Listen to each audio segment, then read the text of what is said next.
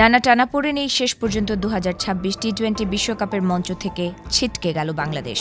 Tournament শুরুর ঠিক আগ মুহূর্তে আন্তর্জাতিক ক্রিকেট কাউন্সিল আইসিসি এর এমন সিদ্ধান্তে প্রশ্ন উঠেছে নিরপেক্ষতা ও সমতার নীতি নিয়ে। ক্ষোভের সুর সবচেয়ে জোরালোভাবে শোনা গেছে পাকিস্তানের সাবেক অধিনায়ক শহীদ আফ্রিদির কণ্ঠে। আইসিসির ঘোষণায় জানানো হয়েছে আসন্ন টি-20 বিশ্বকাপে বাংলাদেশের জায়গায় খেলবে স্কটল্যান্ড। ভারত ও শ্রীলঙ্কার যৌথ আয়োজনে টুর্নামেন্ট শুরু হচ্ছে আগামী 7 ফেব্রুয়ারি। তবে ভারত অংশে ম্যাচ খেলতে নিরাপত্তার শঙ্কার কথা তুলে বাংলাদেশ ক্রিকেট বোর্ড বিসিবি দল পাঠাতে অস্বীকৃতি জানায়। বিসিবির প্রস্তাব ছিল বাংলাদেশের ম্যাচগুলো শ্রীলঙ্কায় আয়োজন করা হোক। আইসিসি সেই অনুরোধ প্রত্যাখ্যান করায় শেষ পর্যন্ত বাংলাদেশকে টুর্নামেন্ট থেকেই বাদ দেওয়া হয়।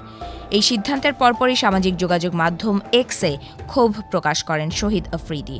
তিনি লেখেন, বাংলাদেশে এবং আইসিসির বিভিন্ন টুর্নামেন্টে খেলা একজন সাবেক আন্তর্জাতিক ক্রিকেটার হিসেবে আইসিসির এমন আচরণে তিনি গভীরভাবে হতাশ।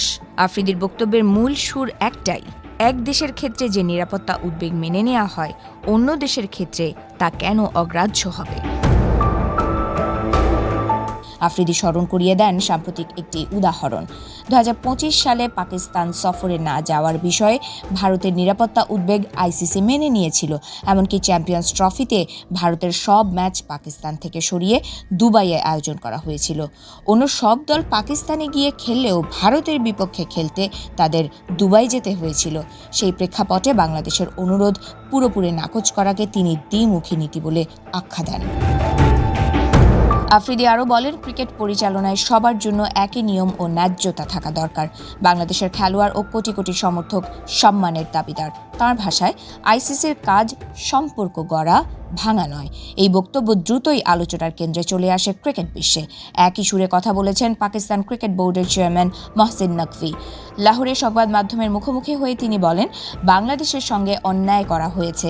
আইসিসির বোর্ড মিটিংয়েও তিনি এই বিষয়টি তুলে ধরেছেন বলে জানান। নকভির মতে, এমন দ্বিমুখী নীতি গ্রহণযোগ্য নয়, যেখানে একটি দেশ ইচ্ছামতো সিদ্ধান্ত নিতে পারে আর অন্য দেশের ক্ষেত্রে সম্পূর্ণ বিপরীত আচরণ করা হয়। অন্যদিকে আইসিসি নিজেদের অবস্থানে অনড়।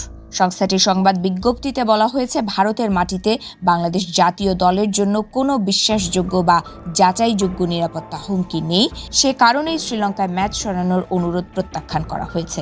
আইসিসির দাবি, টুর্নামেন্ট শুরুর এত কাছাকাছি সময়ে ভেন্যু পরিবর্তন করা বাস্তবসম্মত নয়, ফলে তারা এই কঠিন সিদ্ধান্ত নিতে বাধ্য হয়েছে।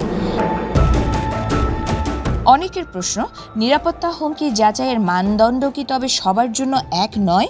ক্রিকেটের মাঠে ফলাফল নির্ধারিত হয় ব্যাট বলের লড়াইয়ে, কিন্তু মাঠের বাইরে এমন সিদ্ধান্ত যে একটি দলের স্বপ্ন ভেঙে দিতে পারে, বাংলাদেশের ঘটনা তারই নতুন উদাহরণ।